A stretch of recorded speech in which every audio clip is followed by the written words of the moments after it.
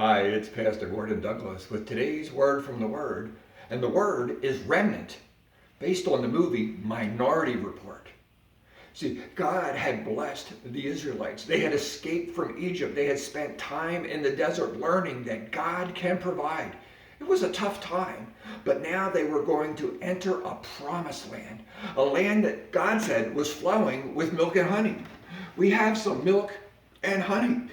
And they sent out 12 spies, one from each of the tribes. And when they got there, they indeed found milk and honey. In fact, when they came back, they were carrying grapes, not a little cluster of grapes like what I have here, but two men with a pole and a giant cluster so big it took two men to carry. The land was as good as God had promised. But of the 12 spies, 10 said, we can't do it. The land's as good as God said, but, there's giants in the land and we're but grasshoppers in their sight. They saw the problems and they saw themselves as not able to do what God's called them to do.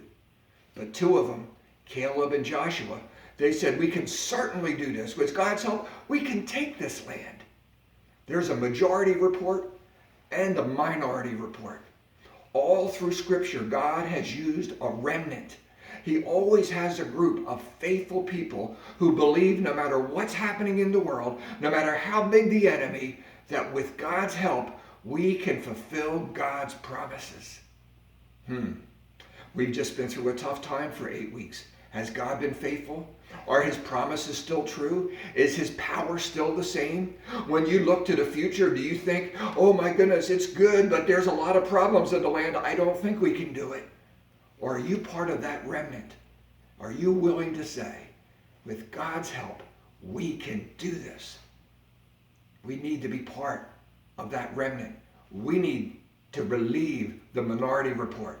With God's help, we can do all things. And that's today's word from the Word. More tomorrow. God bless.